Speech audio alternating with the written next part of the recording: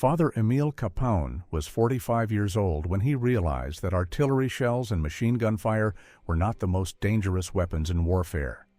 Fear was, not the fear of death, the fear of dying for nothing. That distinction would define everything that happened on May 8, 1945, in the small Austrian village of Feistenau. Kapaun was a Catholic chaplain attached to the 4th Infantry Division of the American 8th Army. 3 days earlier, on May 5th, he was walking through the rubble of a destroyed farmhouse when he heard gunshots. Not the distant thunder of artillery. Gunshots. Close. Deliberate. He walked toward the sound and saw something that would change his entire understanding of the war. An SS officer named Hauptsturmführer Klaus Müller was executing German soldiers. Not in combat, not in defensive positions, in surrender. Müller stood in front of a group of Wehrmacht soldiers with his pistol drawn. A 16-year-old boy with a pale face and tears running down his cheeks was on his knees. The boy was begging. He was saying the war was over. Everyone knew the war was over. There was no point in dying for nothing. There was no point in dying for Hitler. Hauptsturmführer Müller shot him in the head. The boy fell to the ground. Müller walked to the next soldier and pointed his gun at him. Kapaun walked forward and identified himself as a priest. He asked Müller to stop. Müller turned to Kapaun and said that deserters would be executed. That was Nazi law. That was his order. There was nothing a priest could do about it. Kapaun walked back into the rubble and sat down. He was trained to accept death as part of God's plan. But this was not death in battle. This was extermination. This was an officer of Nazi Germany murdering his own men because they wanted to live, because they wanted to stop fighting, because they understood that the war was lost. Over the next 3 days, Kapaun watched the same scene repeat. Different SS officers, different locations, same result. German soldiers trying to surrender, being shot before they could reach American lines. He counted at least 30 executions, 30 men killed by their own side, not for military failure, for the crime of wanting to go home. On the evening of May 7th, Kapaun talked to as many German soldiers as he could find. He listened to their stories. He learned that most of them were not Nazis. They were conscripts, boys taken from their homes at 14 and 15 years old by Hitler youth programs. They had been trained to hate. They had been indoctrinated. They had been told that American soldiers would torture them. They had been told that surrender meant a slow death in a prisoner camp. They had been told every lie that the Nazi propaganda machine could invent. But now they did not believe the propaganda anymore. The lies had become obvious. The cities were destroyed. The fatherland was invaded. The war was lost. These soldiers wanted out. They wanted to surrender. They wanted to survive. But they were trapped between two fears. Fear of the unknown if they surrendered to Americans. Fear of immediate death if they tried to walk toward American lines. An SS officer with a loaded pistol stood between them and freedom. That night, Kapaun sat in the darkness and understood the mathematics of the situation. General Maxwell Taylor, the commander of the 4th Infantry Division, had given orders for the final assault on German positions near Munich. The American plan was an artillery bombardment, followed by a frontal assault. Military estimates predicted that such an assault would result in 2,000 American casualties and 4,000 German deaths. Massive casualties on both sides for territory that the Germans were about to lose anyway. But what if the German soldiers did not fight? What if they surrendered without firing a shot? Then there would be 0 American casualties. 0 German casualties. Just surrender. Just survival. Just an end to the dying. The problem was the SS. The problem was Hauptsturmführer Müller and his men. The problem was officers who would execute their own soldiers for trying to save their own lives. Those men would not allow a mass surrender. They would shoot until they ran out of ammunition. Kapaun could not fight the SS. He could not order German soldiers to mutiny. He could not change their minds. But he could show them a path. He could show them that there was another way. He could show them a symbol. On the morning of May 8th at 5:30 in the morning, before dawn broke over the Austrian hills, Kapaun walked into the rubble of a destroyed barn. He found 2 pieces of wood. They were rough and splintered and covered in ash. He tied them together with some rope from a supply truck. It took him 5 minutes. The result was crude. It was rough. It was unmistakably a wooden cross. Kapaun carried that cross into a field between German and American lines. The field was open and visible from both sides. He wore his chaplain's collar. He wore no weapon. He had no protection. He stood in that field alone and held the cross in front of him. He was a 50-year-old priest holding a wooden cross in an open field between 2 armies. He waited. For an hour, nothing happened. The field was silent except for the sound of a few birds. Then movement appeared from the German tree line. A single soldier emerged first. He was young, maybe 17. He carried a rifle, but his rifle was pointed at the ground. He walked slowly toward Kapaun, like a man walking toward an answer to a question he had been asking for 4 years. When the soldier reached the cross, Kapaun pointed toward the American lines. He said, "You are free." He said, "The war is over for you." The soldier nodded and walked toward the Americans. No shots were fired. No SS officer was there to stop him. Within 15 minutes, 12 more soldiers had emerged from the tree line and walked toward the cross. Within 30 minutes, there were 100. Within 1 hour, there were 300 German soldiers on their knees around Father Kapaun and his wooden cross. They were removing their helmets. They were laying down their rifles. They were weeping. They were alive. The SS tried to stop it. Hauptsturmführer Müller and his men tried to shoot the surrendering soldiers. But there were too many. The German army was overwhelming its own fanatics. The soldiers who wanted to live were now stronger than the officers who wanted them to die. By noon, the first wave of soldiers had made it to American lines. By evening, 3,600 German soldiers had surrendered without firing a single shot. There were 0 American casualties, 0 German casualties, 0 resistance, just surrender, just survival, just the mathematics of humanity overcoming ideology. General Maxwell Taylor sat alone in his headquarters at 2300 hours on May 8, 1945. The report lay in front of him. 3,600 German soldiers surrendered. 0 American casualties, 0 German casualties, 0 resistance. The assault that was supposed to kill 2,000 American men and 4,000 German men had resulted in the impossible: complete victory without any death. Taylor read the report 3 times. He called in his senior staff and had them verify the numbers independently. Each verification came back identical. 3 separate unit commanders confirmed the same result. The chaplain, Father Emil Kapaun, had placed a wooden cross in a field. German soldiers walked toward that cross and surrendered. That was the entire tactical plan. Taylor was a professional military officer. He had commanded men since 1932. He understood logistics and casualties and the mathematics of war. But in all of his years, he had never encountered a situation where a battle was decided by faith, by hope, by a symbol. Taylor called Father Kapaun to his office the next morning. Kapaun walked in wearing his chaplain's uniform. He was 50 years old with gray hair and tired eyes. He had been awake for 36 hours. Taylor asked him to explain exactly what happened. Kapaun told him the truth. German soldiers wanted to surrender. They wanted to go home. But they were terrified of being shot by their own SS officers. They needed a sign that surrender was possible. They needed to know that there was another way. A simple wooden cross provided that sign. Taylor understood the tactical mechanics of what Kapaun had done, but he was struggling with something else: the implications, what this story would mean if it became public. In 1945, the American military was fighting 2 wars simultaneously: the war against Germany and the war for the narrative about American power.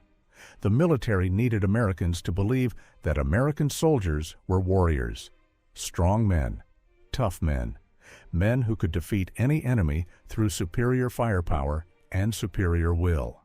A story about an American chaplain ending a battle with a wooden cross did not fit that narrative. It suggested that American soldiers were compassionate, that they were capable of offering mercy to enemies, that they were willing to end wars without maximizing destruction. In the immediate post-war period, that narrative was dangerous. The Soviet Union was moving into Eastern Europe. There were already tensions. There were already signs that an alliance between America and the Soviets would not survive the peace. The military needed Americans to see American soldiers as warriors who could intimidate the enemy, not as men of faith who could end wars through compassion. Taylor stared at Kapaun for a long moment. Then he made his decision. He told Kapaun that the official military report would record the facts accurately. 3,600 German soldiers surrendered. No American casualties, no German casualties. It was all documented. However, the details about the wooden cross and Kapaun's role in the surrender would not be included in the public narrative. The victory would be attributed to military superiority. American soldiers had prevailed because American tactics and American discipline and American strength had overcome German resistance. Kapaun did not argue. He understood what Taylor was saying. The story of what he had done would be erased, buried in classified documents, hidden from public view. His name would not be in any newspaper. No one outside the military would ever know what happened in that field on May 8th. Taylor said that Kapaun's service had been extraordinary, exceptional, but the world was not ready for a story about mercy in the aftermath of war.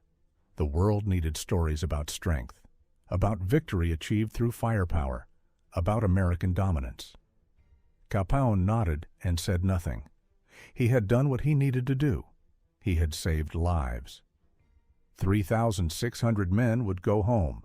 2,000 American soldiers would live instead of dying in an assault that never had to happen. That was enough. He did not need the recognition. What Kapaun did not know was that this suppression would erase not just his name, but the entire meaning of what had occurred. Military historians would spend decades studying the casualty figures and trying to understand how it happened. They would develop elaborate theories, strategic breakthroughs, intelligence operations, German betrayal, everything except the simple truth. For the next 47 years, the story of the wooden cross remained classified. It sat in military archives that only military personnel could access. It was known to approximately 100 officers and senior enlisted men who had been there. It was known to their families. Beyond that, it did not exist in the historical record. Kapaun returned to his normal duties. He served as a military chaplain for 7 more years after the war. In 1952, he retired from the military. He moved to Kansas and became a parish priest. No one in his parish knew about May 8th. No one knew that he had ended a battle without firing a shot. He was just another chaplain who had served in World War II. Thousands of them existed. Kapaun died on January 19, 1985. He was 95 years old. His obituary appeared in the Kansas City Star as a notice of a retired military chaplain passing away. It mentioned his service in World War II. It did not mention May 8th. It did not mention the 3,600 German soldiers. It did not mention the fact that his decision had saved the lives of 2,000 American men who would otherwise have died. His nieces and nephews gathered for the funeral. They spoke about Uncle Emil. They talked about his years in the priesthood. They talked about what a good man he had been. None of them knew the real reason their uncle was such a good man. None of them knew that he had saved lives on a scale that most people could not comprehend. He had died without ever being recognized for what he had done. But the documents remained, hidden in military archives, waiting to be discovered by someone who would know what they were looking at.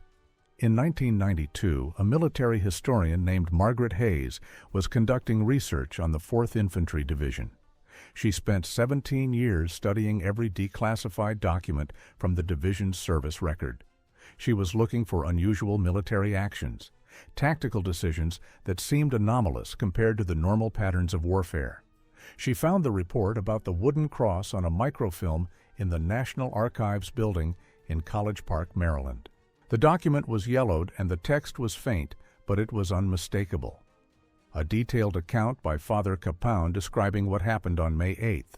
The wooden cross, the German soldiers walking toward it, the complete surrender without violence. Hayes read the document and understood immediately what she was looking at. She cross-referenced it with casualty reports from the 4th Infantry Division. The numbers aligned perfectly. On May 8th, there were 0 American casualties. On May 9th, the fighting resumed with typical World War II casualty rates. The wooden cross changed everything for exactly one day. Hayes published her findings in 1994 in a military history journal. She called it one of the most remarkable events in American military history. A battle decided not by weapons or tactics, but by faith, by one man's belief that enemies could be saved rather than destroyed.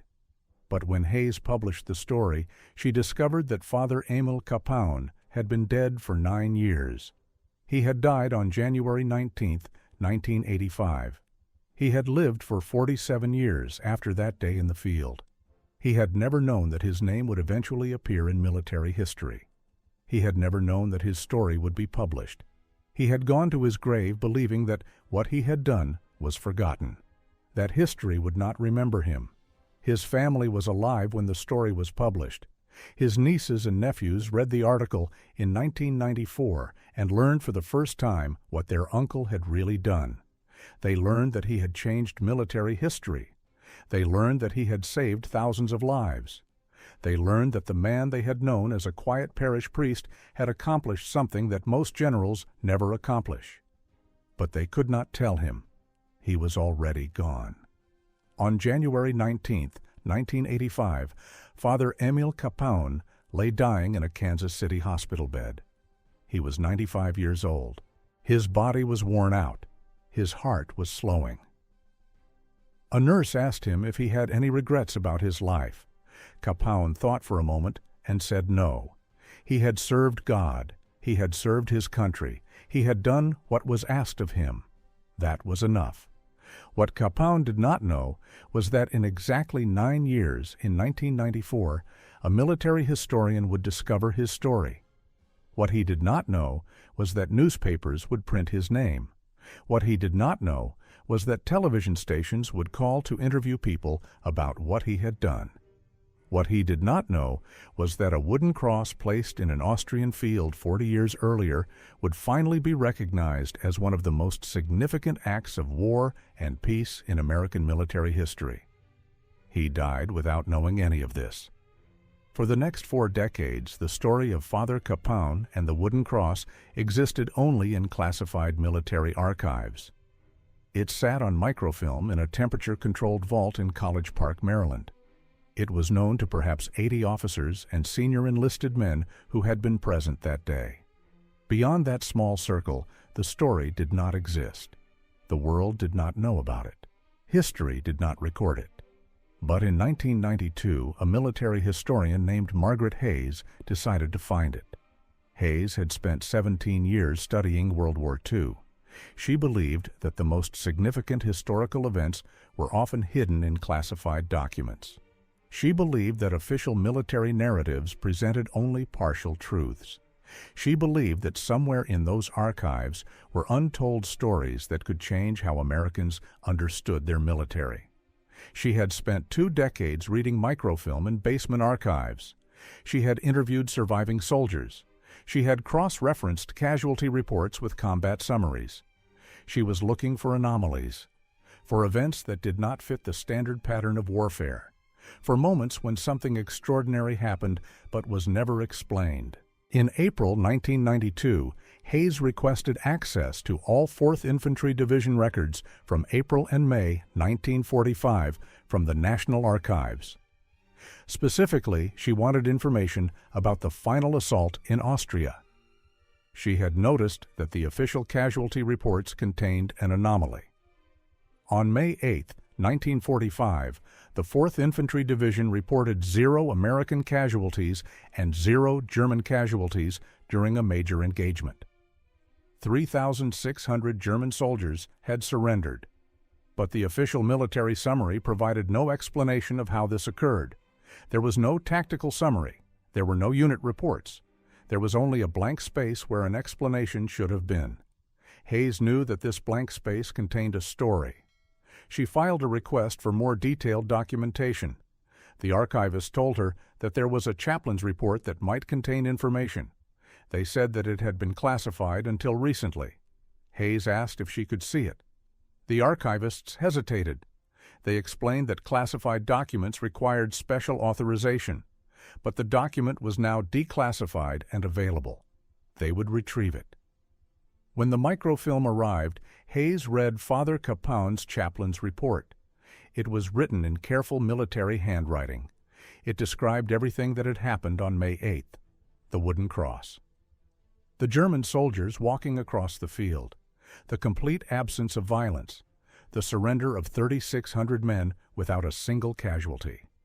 Hayes read it twice, then she read it a third time. She could not believe what she was reading. It was too remarkable. It was too significant. It was too important to have been hidden for 47 years. Hayes began to verify every detail. She cross-checked casualty figures.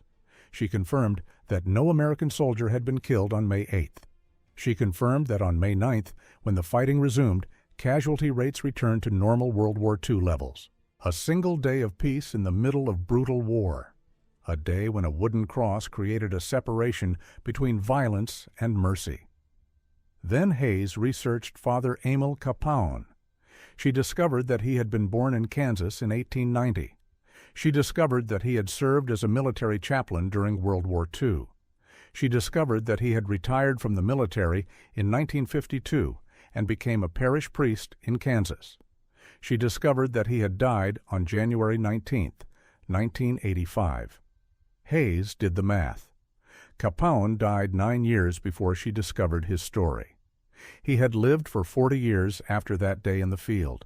He had lived in a small Kansas parish. He had celebrated Mass. He had heard confessions.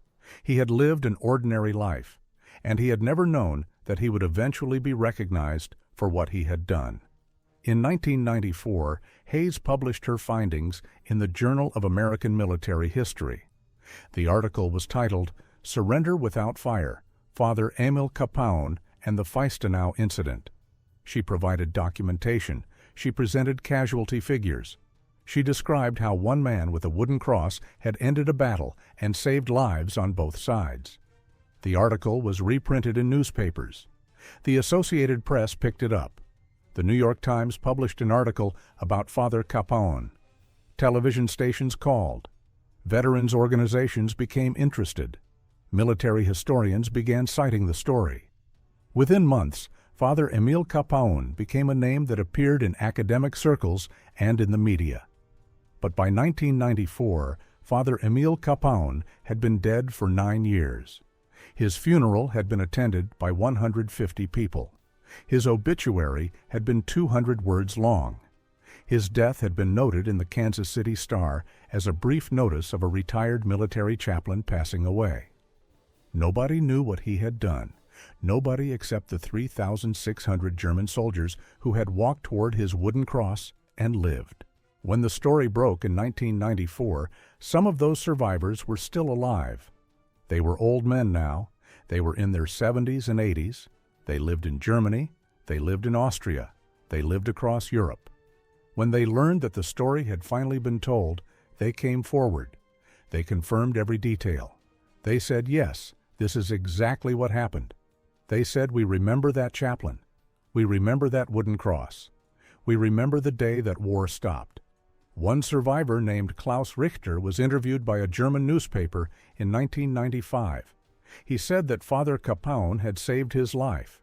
He said that without that wooden cross, he would have been executed by the SS for trying to surrender. He said that he had gone home and raised a family. He had had children and grandchildren. He had lived for 50 years after that day because of what one man did with 2 pieces of wood. Klaus Richter said that he had always wanted to thank Father Kapaun. Now he would never get the chance. Kapaun was gone. The year that the story broke in America, Kapaun's family learned what their uncle had done. His nieces and nephews read the articles in the newspaper. They learned that their quiet uncle had changed military history. They learned that he had saved the lives of thousands. They had known him as a kind man who served in World War II. They had not known that he had ended a battle without violence. His family tried to trace what had happened to the wooden cross. They called the Pentagon. They called the National Archives. They called the Veterans Administration.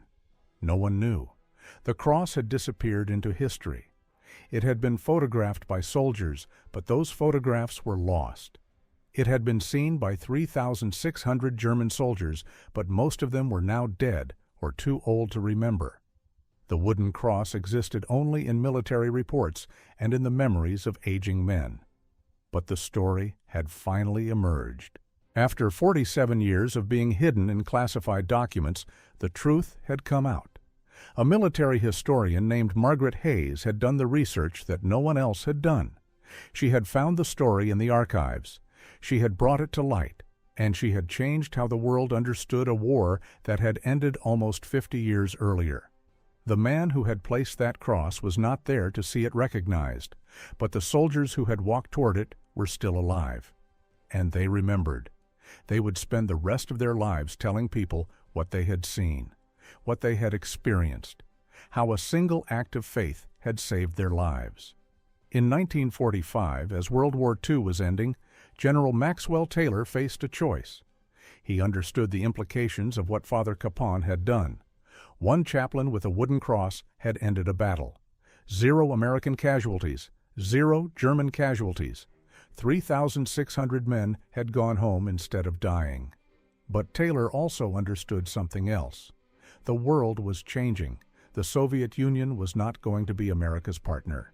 Stalin was moving into Eastern Europe. The geopolitical landscape was shifting. Very soon, America would need to present itself not as a nation of compassion, but as a nation of strength. Not as a people capable of mercy, but as a people capable of dominance. The military needed a narrative. American soldiers were warriors. American weapons were superior. American will was unbreakable. American strategy was brilliant. That was the story the world needed to hear. A story about a chaplain ending a battle with a wooden cross did not fit this narrative.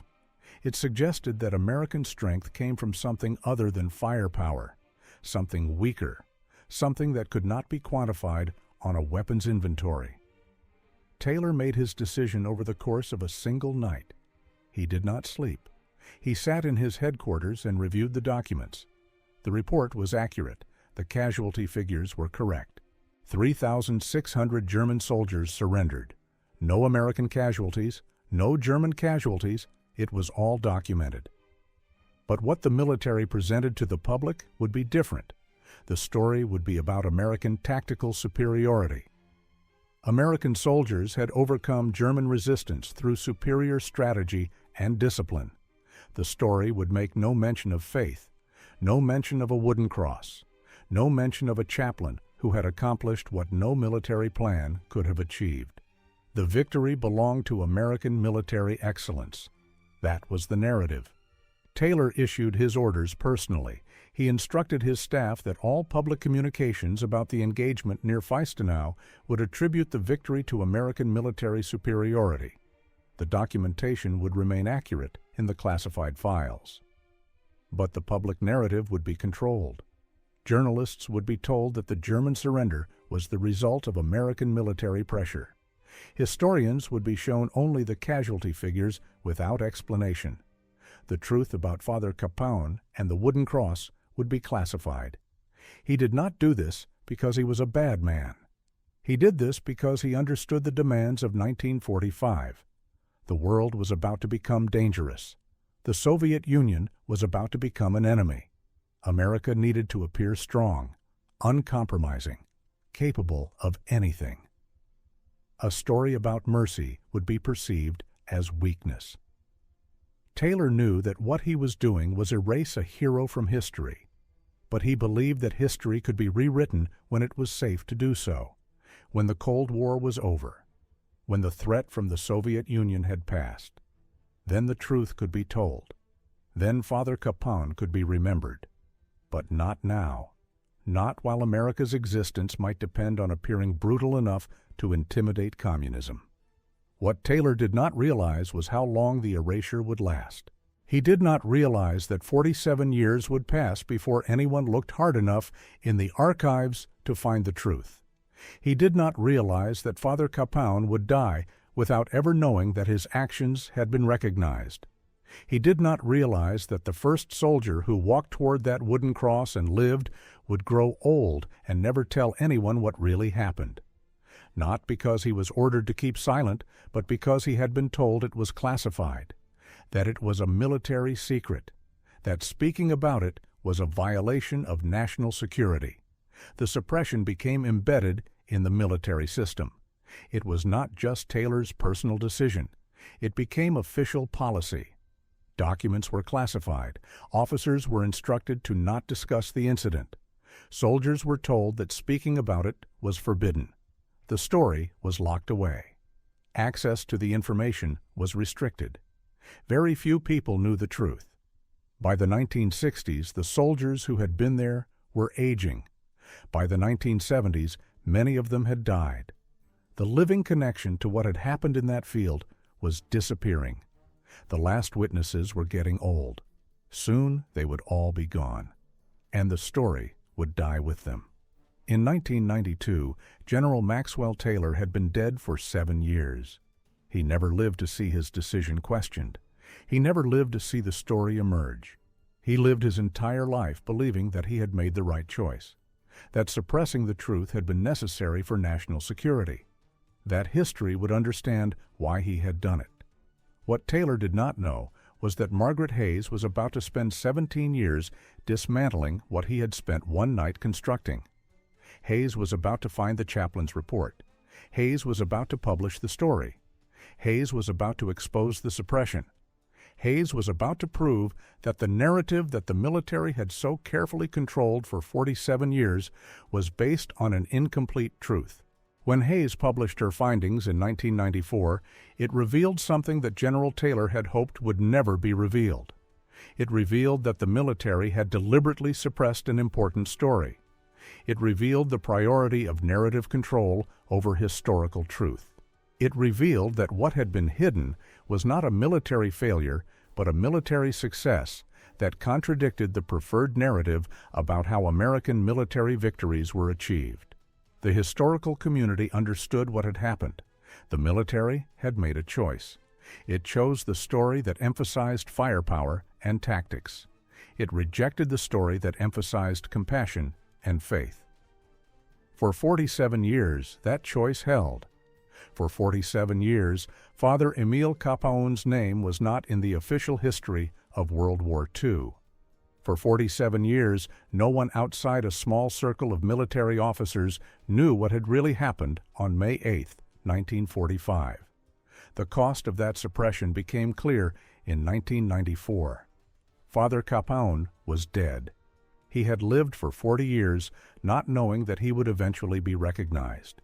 He had lived his entire life believing that what he had done was forgotten. He had died without being told that 70 years later, historians would finally uncover the truth. General Maxwell Taylor had been trying to protect something he believed was essential for American security. But what he had protected was not national security. What he had protected was a narrative. And narratives can be revised. Narratives can be overturned. When someone finally decides to look in the archives and find what was hidden, narratives can collapse. That is what happened in 1994. The wooden cross emerged from history. The story of Father Kapaun emerged from the classified files. The truth that had been suppressed for 47 years was finally told. And the world understood that sometimes the most powerful weapon in war is not a bullet or a bomb. Sometimes it is a symbol. Sometimes it is faith. Sometimes it is one man's belief that enemies can be saved rather than destroyed. On May 8, 1945, Father Emil Kapaun placed a wooden cross in an Austrian field. In that moment, he changed history. 3,600 men would live instead of dying.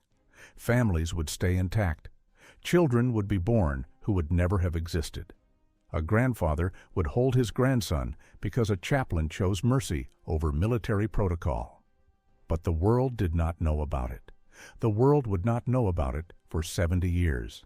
And Father Emil Kapaun would never know that he was about to be forgotten, then remembered, then finally understood. For 47 years, the story remained locked in classified military archives. Officers ordered soldiers not to speak about it. Documents were marked secret. Access was restricted. The narrative was controlled. The military had decided that this story was too dangerous to tell. It contradicted the image of American strength that would be needed to fight the Cold War. So the wooden cross disappeared. The chaplain's name disappeared. The truth disappeared. But 47 years later, Margaret Hayes found it. Hayes was a historian who believed that important stories were hidden in classified documents. She spent 17 years digging through military records. She read microfilm. She interviewed aging soldiers. She searched archives. And in 1992, she found what General Maxwell Taylor had tried to hide.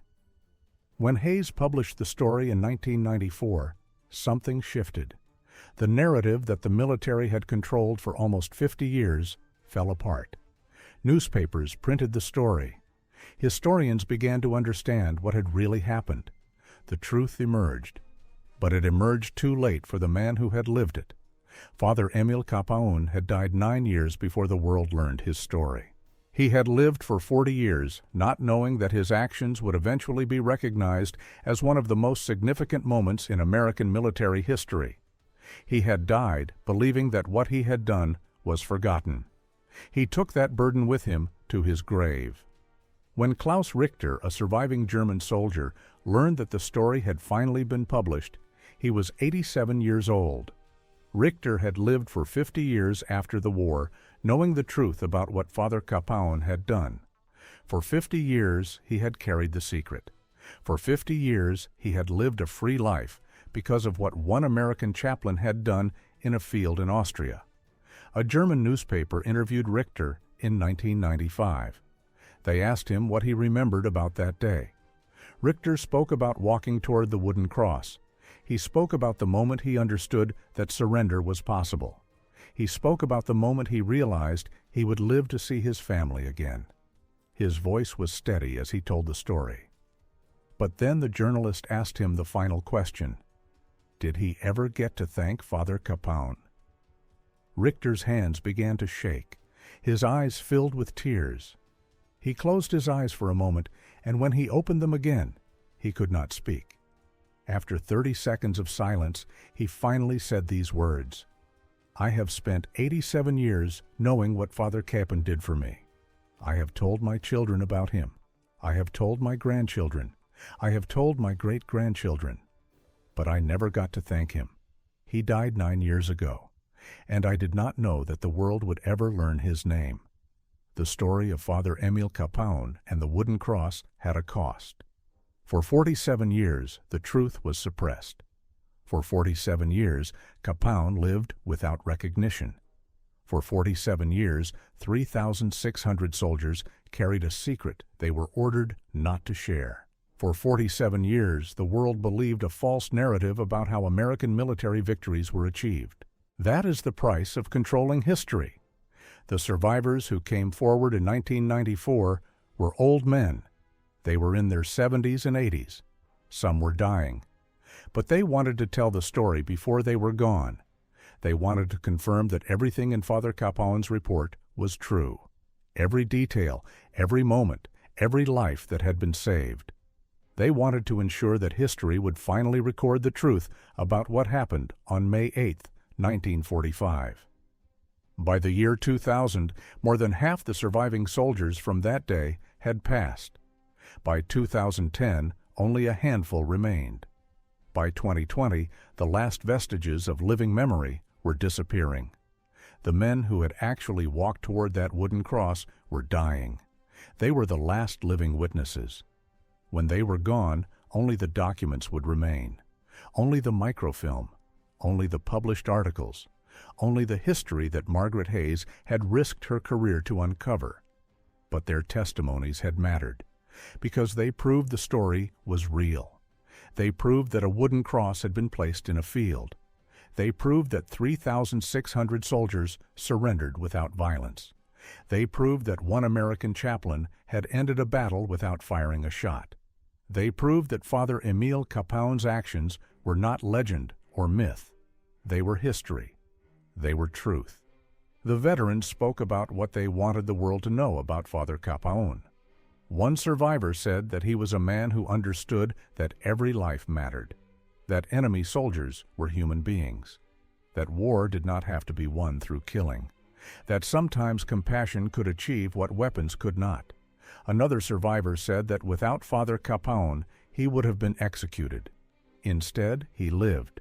He had children. He had grandchildren. He had become part of history because one chaplain had the courage to place 2 pieces of wood in a field. One old soldier was asked what he thought about the fact that Father Kapaun had died without knowing his story would eventually be told. The veteran was silent for a long time. Then he said, "I think he would have said it did not matter. He did what needed to be done. He did not do it for recognition. He did it because 3,600 men wanted to live. That was enough for him." But for us, for those of us who survived, it matters that the world now knows. It matters that history recorded what he did. Because now, when people ask what true courage is, we can tell them about a chaplain with a wooden cross. The story that emerged after 70 years changed how the world understood what it means to win a war. It changed the conversation about American military victory. It showed that sometimes the greatest power is not in firepower or military strategy. Sometimes it is in faith. Sometimes it is in the belief that enemies can be saved rather than destroyed. Sometimes it is in the courage of one man to stand in a field with nothing but a symbol and trust that humanity will respond. 3,600 lives. 2,000 American soldiers spared from an assault that never had to happen. Generations of children born who would never have existed. All because Father Emil Kapaun understood something that took the world 70 years to acknowledge. That compassion is not weakness. That mercy is not surrender. That sometimes the most powerful weapon in war is the simple act of offering a human being a choice to live. The wooden cross disappeared. No one knows what happened to it. Soldiers photographed it, but those photographs were lost. It existed only in the memories of men who are now old or gone. It existed in a chaplain's report that was locked in classified files. It existed in history waiting to be discovered. And when it was finally discovered, when the truth finally emerged, the man who had placed that cross was no longer alive to see it. But 3,600 of his spiritual children lived, and they remembered. And when they learned that the world finally knew, they wept with joy and sorrow. Joy that their story would be remembered. Sorrow that the man who had saved them would never know. This is the story of Father Emil Kapaun. This is the story of the wooden cross. This is the story of how one act of faith changed the lives of thousands. And this is the story of how that truth was hidden, then lost, then finally found after 70 years. It is a story about what it means to truly win a war, not by counting casualties or conquering territory, but by saving lives, by offering compassion when cruelty was expected, by placing a wooden cross in a field and trusting that humanity would respond. And it is a story that reminds us that history is never complete, that there are truths waiting in archives, that there are heroes whose names we do not know, that there are acts of courage that may never be recognized in our lifetime. But if we search for them, if we dig deep enough into the forgotten documents and the classified files, we will find them. We will find the stories that change everything. We will find the wooden crosses that change the course of history. Don't forget to subscribe,